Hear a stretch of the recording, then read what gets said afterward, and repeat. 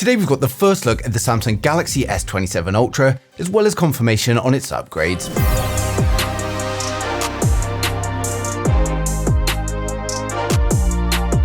So first up, Samsung is reportedly making one of the biggest changes to its flagship lineup in years. According to multiple reports, the Galaxy S27 Pro is coming on top of the Galaxy S27 Plus, meaning it will now have the Galaxy S27, the S27 Plus, the S27 Pro, and the S27 Ultra sitting at the top of the lineup. Now the interesting thing about the Pro model is that it almost feels like a half Ultra. It's expected to sit somewhere between the standard S27 and the Ultra, but from everything we've heard so far, it's not going to be getting Samsung's latest camera hardware, and major upgrades to memory and storage also seem unlikely. Now personally, I think it's going to make things a little bit awkward with the pricing, because depending on where Samsung actually places it, many people are probably just going to spend a little bit more and go straight for the Ultra, or spend less and go for the base model. Now Samsung also appears to be expanding its flagship strategy even further, and reports from Korea suggest we're now going to see an 8-device flagship lineup every single year. During the first half of the year, we're going to be getting the Galaxy S27, the S27 Plus, the S27 Pro, and of course the S27 Ultra, followed later by the Galaxy Z Flip 9, the Galaxy Z Fold 9, the Galaxy Z Fold 9 Ultra, and then of course the second generation Galaxy Trifold. So Samsung is clearly doubling down on premium devices over the next couple of years. Now something else that's premium is today's video sponsor Memo AI, the AI wearable that doesn't just remember meetings, it remembers the bigger picture. Now there are already plenty of AI meeting recorders that are going to give you a transcript and summary after each meeting, but the problem is that's not really how projects work. You might have an initial meeting on Monday, another discussion later that week, then revisit the same project again a month later. Now normally you're trying to remember what changed between all those conversations, and that's where the Memo AI feels completely different. The tiny wearable records the conversations that you choose. It automatically creates transcripts, summaries, and action items, but then it uses AI to connect everything together. So instead of searching through one recording, you can simply ask questions like what changed during the project, what still needs doing, or even summarize everything we've discussed over the past month, and it becomes much closer to how our own memory works rather than an AI summary tool. Now it also fits into the tools that you're probably already using. It's got support for things like Google Calendar, Apple Reminders, Notion, Slack, and even Claude, so your notes and action items don't stay trapped inside another app. The product itself is tiny as well. It weighs just 11 grams and has up to 20 hours of continuous recording, so after a while you genuinely forget you're even wearing it. So if you'd like to check out the Memo AI gem for yourselves, I placed the link down in the description below so you can go ahead and check it out now. Now back to the Galaxy S27 Ultra, and we finally had what looks like a genuine battery leak from one of Samsung's most reliable sources. Galaxy Club has an almost perfect track record when it comes to Samsung battery leaks, and they report that the Galaxy S27 Ultra is going to feature a rated capacity of 5,534 mAh, which Samsung is almost certainly going to market at a 5,700 mAh typical capacity. Now that would be a very healthy jump over the previous generation, and it should comfortably make the S27 Ultra one of Samsung's longest lasting flagship phones yet. Now the Galaxy S27 Pro is also expected to receive a battery upgrade, coming in with a rated capacity of 5,087 mAh, which again will probably be marketed at 5,200. Now naturally, the next question that everyone is asking is whether Samsung is finally going to make the move to silicon carbon batteries. Now the company's executive vice president was actually asked that in an interview, but instead of confirming anything directly, he simply said Samsung will decide on a product-by-product basis depending on whether the technology genuinely improves the customer experience. So at this stage, a larger battery looks very likely, but whether that's achieved using silicon carbon technology or simply better packaging remains unknown.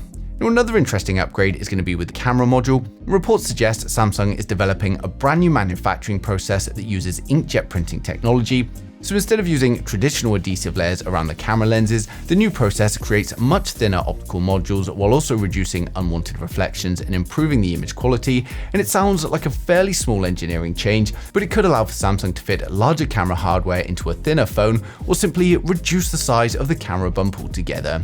Now, speaking of cameras, this is where things also get a little bit interesting. Reliable reports suggest that Samsung has now settled on the overall camera hardware for the Galaxy S27 Ultra, and the biggest surprise is that Samsung could finally be dropping one of its zoom cameras, and rather than carrying two dedicated telephoto lenses, the S27 Ultra is expected to move to a much simpler setup. So we're going to keep the 200 megapixel primary camera, we're going to get an upgraded 50 megapixel ultra-wide, and then we're going to have a single high-quality periscope zoom camera. Now, personally, I think that does make sense. Smartphone cameras have become so good at sensor cropping and AI enhancements that having two separate zoom cameras really doesn't provide the same benefit it once did. And concentrating on one better zoom system could actually improve the image quality across a much wider range. And there are also rumors suggesting that we could now see a horizontal camera module. Now, elsewhere, the front camera is expected to remain a 12 megapixel selfie camera, while software improvements powered by Galaxy AI should continue to play a huge role throughout the camera experience. Now, powering everything is of course going to be Qualcomm's next generation Snapdragon 8 Elite Gen 6 for Galaxy, likely using Samsung's usual overclocked version. Now, the chip is rumored to be built on TSMC's advanced 2nm process, bringing significant improvements to both performance and efficiency. Now, we're expecting a custom Orion CPU cores approaching 5 GHz, a next generation Adreno GPU with improved AI frame generation, and Samsung is almost certainly going to pair it with LPDDR6 memory on the Ultra model, giving us another sizable jump in AI performance, gaming, and battery life.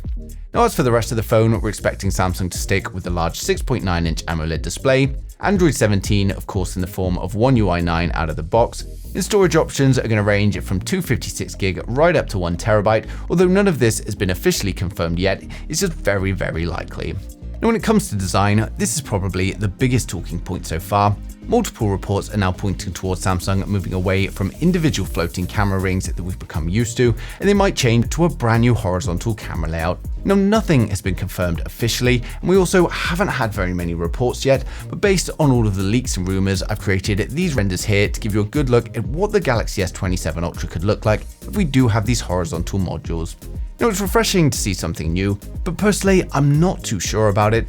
When it comes to these early leaks and rumors, we also get a lot of inaccuracies because of false information and prototypes, but I keep updating as more and more info comes in. Now, the colors are also very much up in the air at the moment, so for these renders, I've just based them on the expected Galaxy S27 lineup and replaced the previous violet option with a bold red finish that I would like to see Samsung introduce next year. But again, these are purely estimates for now, and I'll update the renders as soon as we get any reliable information. Now, when it comes to launch, it's expected to take place around February next year. While pricing hasn't leaked yet, I wouldn't be surprised if Samsung increased the prices by around $100, given the continued rise in component costs across the whole industry. But overall, the Galaxy S27 Ultra is already looking like one of Samsung's most interesting upgrades in years. Rather than simply making the phone faster, Samsung appears to be rethinking the entire lineup with the introduction of the Pro model. We've got a refreshed camera system, significantly larger batteries, and what could be the biggest design change to the Ultra since the S22 series.